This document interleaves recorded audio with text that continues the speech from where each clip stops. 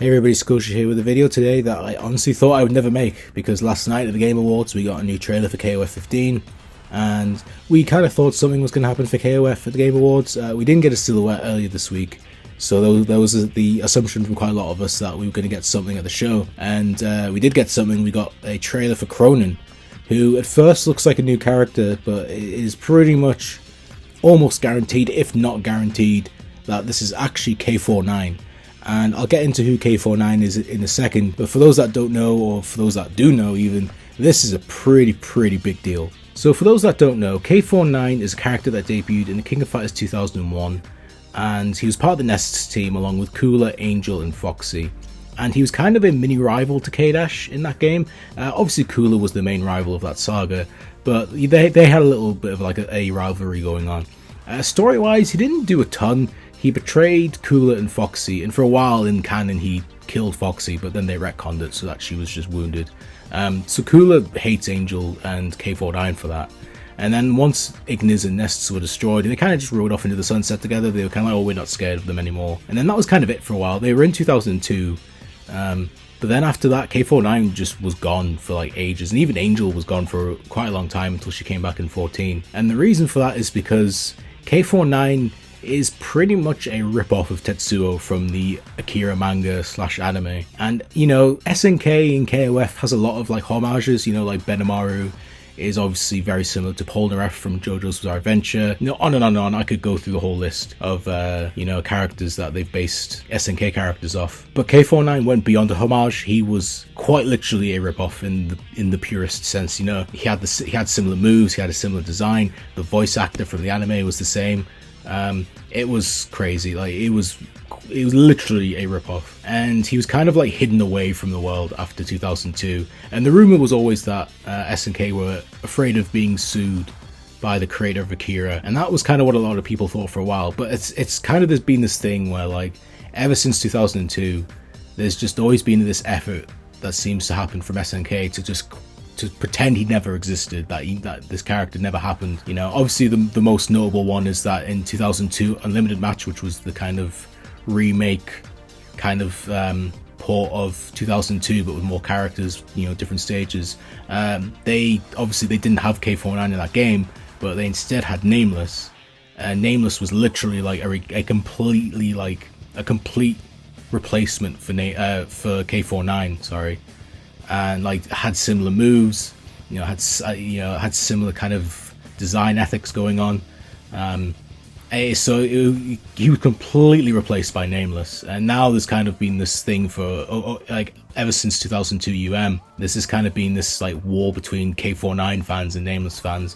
But I won't get too far into that because that's a whole other can of worms. But yeah, K49 was gone, and it was like there was a lot of effort and words said by different SNK developers and people who work for the company over the years that have tried their best to like completely pretend this guy didn't exist, or have outright said he's not coming back. And you know, that was kind of always the thing. People were kind of like, oh well, I guess he's not coming back. But I think that kind of added to the allure of K49, the kind of like, oh, you know, we want what we can't have. I'm not saying everybody was like that. I think there are people who genuinely like the character. I always preferred him over Nameless, personally speaking. I like both characters, but I always liked K49 more. I think because he felt more real, if that makes sense. Like he was an actual character in the story. Nameless technically isn't canon.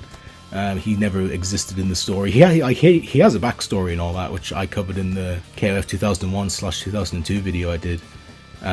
But yeah, like to me, K49 felt more real. Like he felt like an actual character because he was in the story at one point. But I don't love either character. I do like both. But if I had to pick, I probably would have chosen K49 over Nameless. But yeah, there's been a lot of things that have been said by SNK over the years, and I think a lot of people have thought if they were gonna do something like K49, they would just do Nameless. But they've gone this route with Krohnen, which is very interesting. I do have a list actually that I'll quickly go through of different things that SNK said about K49 over the years. I think they've done to K49 to kind of tell people or let people know that this character isn't coming back. So I'll just go through them now. So they completely removed his character portrait and all the developer descriptions of him from the KOF website post 2002 UM's release. and obviously post Nameless's introduction. So that was one of the first big signs, along with Nameless himself. In the King of Fighters character encyclopedia, which features every character that appeared from KOF 94 to 13 at the time, because 13 was the latest game when that book came out. K49's character picture is completely censored. Like, there is just a complete silhouette. His name's there, but the silhouette is completely blank. Like, you can't see like actually like what he looks like. So that was another thing.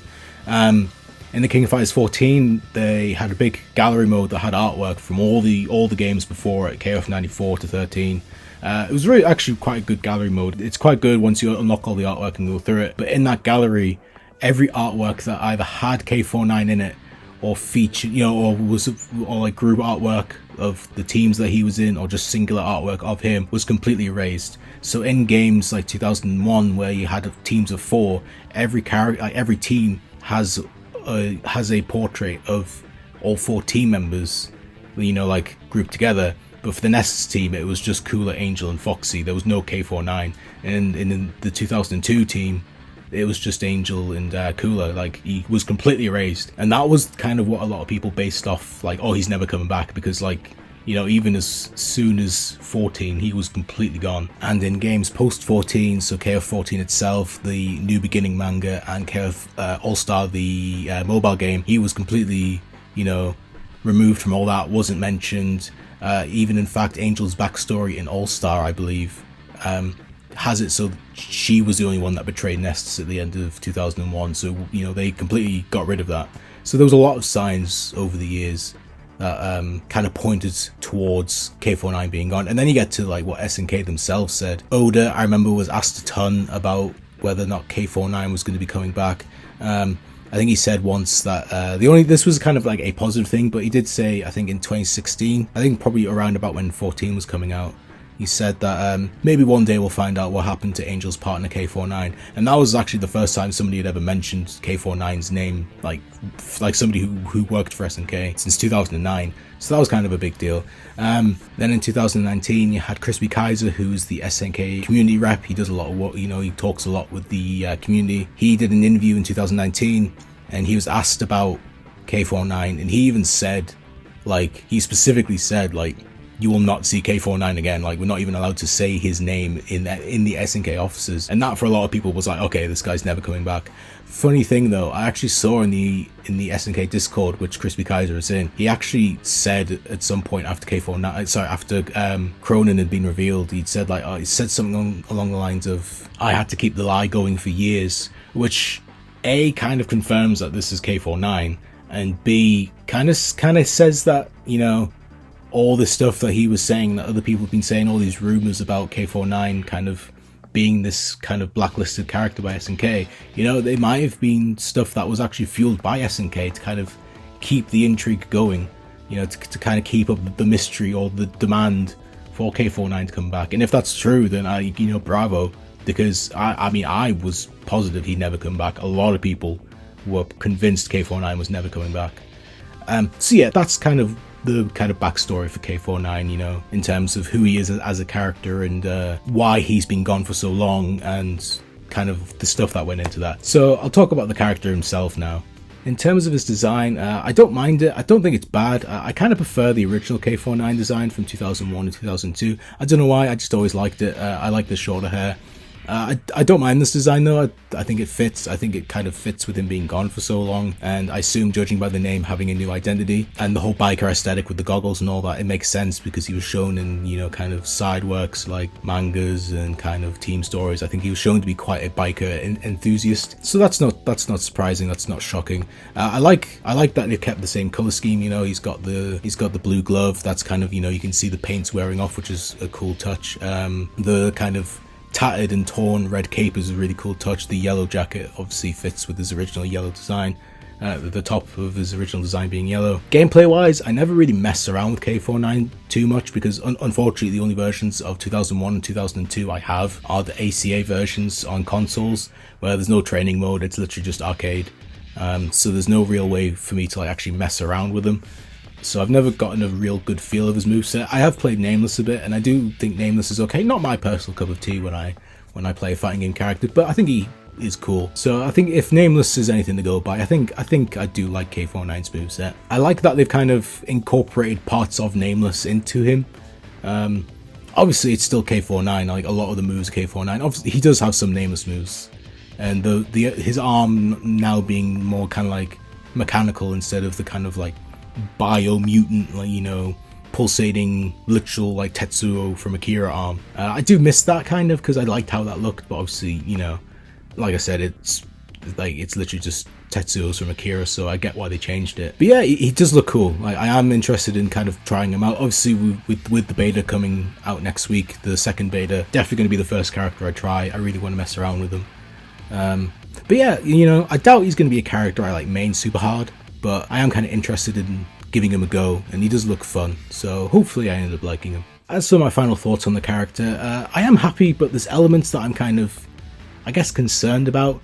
They're pretty much treating him like a new character, which I get why they're doing it, but to me it's like, it's so clearly K49. I've seen some people trying like really hard to like say or come up with theories that like, oh, it's actually Nameless. It's like, no, it's clearly K49. It's like, oh, it's a fusion of the two. Perhaps, you know, it's nests, there's probably clones. I think that's something that could very well happen. I think it's K49, but it's just got a new name. I see no reason to kind of bring K49 back, because it's K49. Like, obviously he has Nameless elements, but it's K49. Like, same hair, same cape, same design and kind of color themes. Has the intro where he mentions Kusanagi. It's very much clearly intended to be K49, but I'm not sure if I really like the whole like wink wink nudge nudge aspect to it. I hope they kind of do say it, like they do confirm it is him at some point. Obviously they don't have to say K49. I would be fine if they did. I kind of hope they do, but they don't have to. I think as long as they just go, yeah, this was the guy that was from 2001, that would be enough for me. I hope they don't literally just spend like the next 20 years with this guy going like, oh yeah, this guy, complete newcomer by the way, like wink. I think that's a bit lame, because it's so obvious, like it's so obvious he's K49, and I kind of feel like if they play into that too much, I think that's going to kind of lessen the impact or something. I think, or kind of like lessen the character for me, if they just spend the whole time like pretending he's not K49 even though he clearly is. But we'll see how it goes. Obviously we'll find out more when the game comes out, or when the team story comes out, which of course I'll be covering. But yeah, I'm definitely hyped. It's definitely, I mean, by far the most shocking character they've shown off so far. Nobody expected K49. There was that leak that is come out and is pretty much, I think at this point, confirmed to be pretty much true, if not very accurate, that did have K49 in it. But even then, quite a lot of people were so in denial about, like, they were so convinced K49 was never coming, that they were like, oh, it might be Nameless, or it's, you know, it's a tease that's referring to Nameless.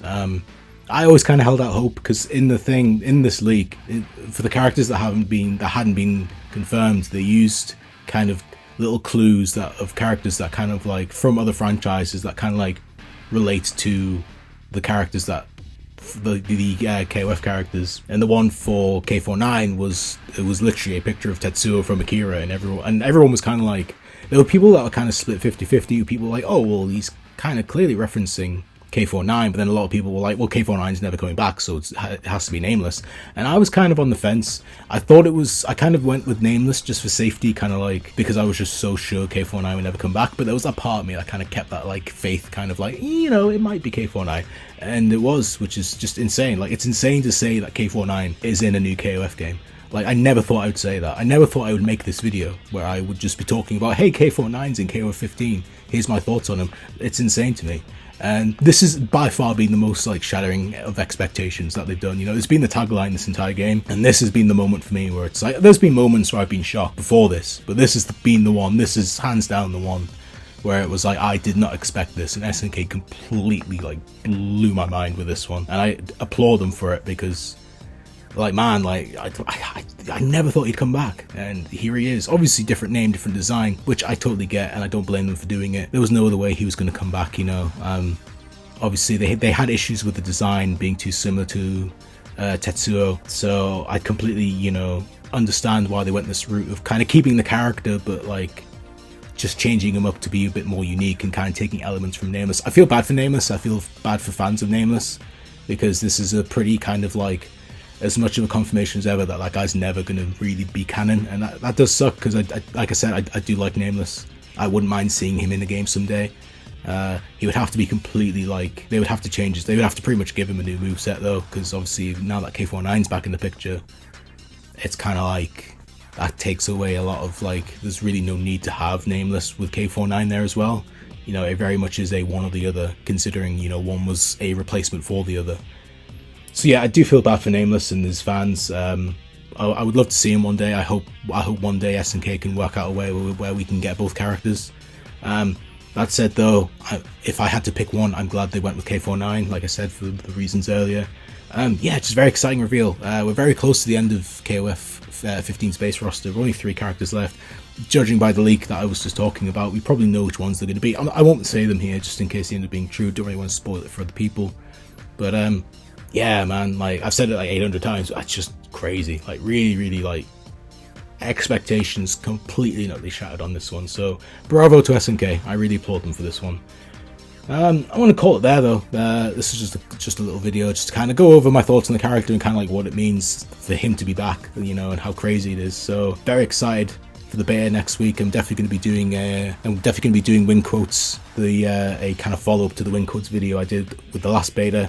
Definitely going to be doing it for every character. But yeah, K49 is back. Can't believe I'm saying that. Obviously, technically he's Krohnen. I'm just going to call him K49 for consistency's sake. Just, you know, to kind of make it easier for me to kind of understand who I'm talking about until Krohnen kind of like fits into my memory and I associate the name Krohnen with K49. But for now, he's still going to be K49 to me. So yeah, crazy stuff, man. So yeah, I'm going to leave it here. Thanks again for watching, and I will see you guys later.